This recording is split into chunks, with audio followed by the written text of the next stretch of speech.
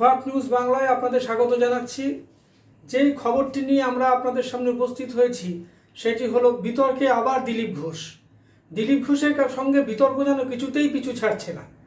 সম্প্রতি যে লন্ডনে বিজনেস সামিট হলো এবং অত্যন্ত সাকসেসফুলি সেটি অর্গানাইজ করেছে পশ্চিমবঙ্গ সরকার এবং ইউকে গভর্নমেন্ট, সেই বিতর্ক, সেই বিজনেস সামিট নিয়ে তার বক্তব্য। কি বক্তব্য তিনি পেশ করলেন? বলছেন যে এখানকার যারা শিল্পপতি, যারা নাকি বিজনেসে ইনভেস্ট করে, তাদের কাছ থেকে নাকি তৃণমূল কাটমানি খায়। চিন্তা করুন, কত বড় একটা অফেন্সিভ কথা উনি বলে দিলেন। কি বললেন? নাকি কাটমানি খায় এবং এই জন্য প্রতি বছর বিজনেস সামিট যখন হচ্ছে এখানে পশ্চিমবঙ্গে, সেখানে কে কত বিনিয়োগ করছে, কত টাকা, সেটা নাকি ক্লিয়ারলি জানাচ্ছেন না।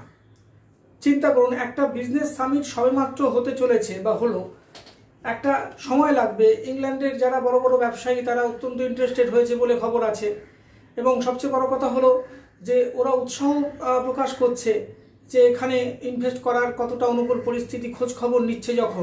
তখন দিলীপ ঘোষের মতো একজন প্রবীণ নেতা তিনি কিন্তু এটা নিয়ে একটা নেগেটিভ পাবলিসিটি আরম্ভ করে দিলেন।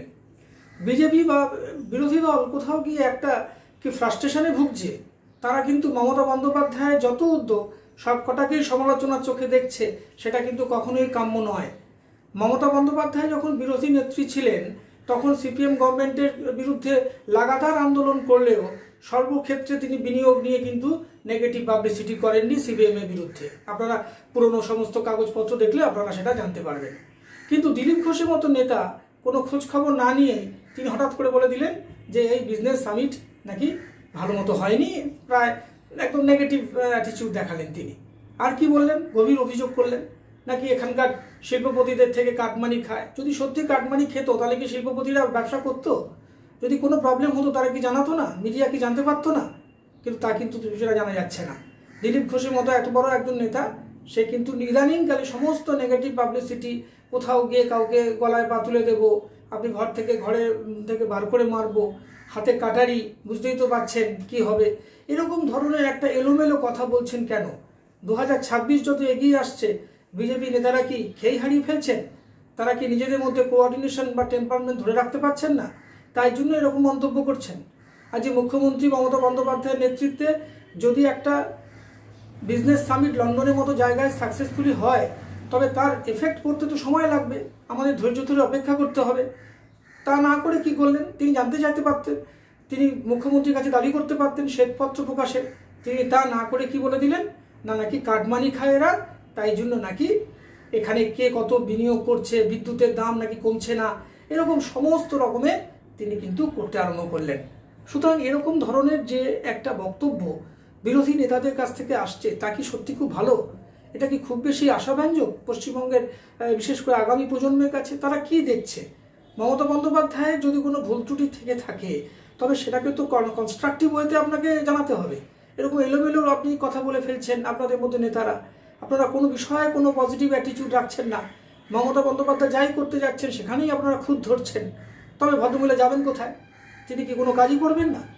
তার এই বিজনেস সামিট নিয়ে তো তার উৎসাহ, তার যে উদ্দেশ্য, সেটা তো সবাই নিশ্চয়ই একমত হবেন যে পশ্চিমবঙ্গে এমপ্লয়মেন্ট জেনারেশন করা তার কাজ, একটা তার উদ্দেশ্য। 2011 থেকে তিনি সেই চেষ্টা করে এসছেন, তাই জন্য তিনি বন্ধ করতে দেন না, যাতে কোনো ওয়ার্কিং ডেজ নষ্ট না হয়।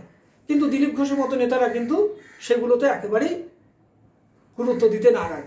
তারা ক্ষমতায় আসার জন্য ছটফট করছে। কিন্তু এরকম ছটফট করলে কি হবে? আপনাকে কনস্ট্রাকটিভ ওয়েতে আসতে হবে। মুখ্যমন্ত্রী মমতা বন্দ্যোপাধ্যায় আজকে মুখ্যমন্ত্রী হয়েছে 2011 সালে।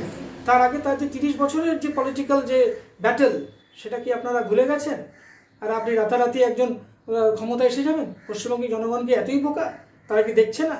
তারা কি দেখতে পাচ্ছে না যে মুখ্যমন্ত্রীর প্রচেষ্টা? পশ্চিমবঙ্গের সারা ভারতের বড় বড় শিল্পপতিরা তার পাশে এসে দাঁড়াচ্ছে। আম্বানি থেকে আরম্ভ করে, হর্ষদ নেওতা থেকে আরম্ভ করে, গোয়েঙ্কারা থেকে আরম্ভ করে, তারা কি সবাই কি এসছে কি কাটমানি দেওয়ার জন্য? এটা কখনো হতে পারে? একটু দায়িত্বশীল মন্তব্য আপনাদের কাছ থেকে আশা করতে পারি না দিলীপ বাবুরা? যাই হোক, আপনারা দেখুন এই আমাদের ভিডিওটি, যে আমরা এই খবরটি আপনাদের সামনে নিয়ে এলাম এই জন্যই যে দিলীপ বাবুর মতো নেতারা কিন্তু অত্যন্ত এলোমেলো কথা বলে ফেলছেন, কোনো তার কনস্ট্রাকটিভ ওয়ে থাকছে না, শুধু নেগেটিভ পাবলিসিটি তারা চাইছেন। জানি না এর ফলে ভবিষ্যতে তাদের এই বিরোধী দলের ভূমিকা কতটা ফলপ্রসূ হবে, এই নিয়ে কিন্তু সন্দেহ থেকেই গেল। যাই হোক, আপনারা দেখুন কেমন লাগছে, জানাবেন, কমেন্ট করবেন। নমস্কার। আমাদের ভিডিও ভালো লাগলে লাইক ও শেয়ার করুন, কমেন্ট সেকশনে গিয়ে জানান আপনাদের মতামত। আরও ভিডিও পেতে চ্যানেলকে সাবস্ক্রাইব করুন। প্রতি মুহূর্তে খবরের আপডেট পেতে প্রেস করুন বেল আইকন।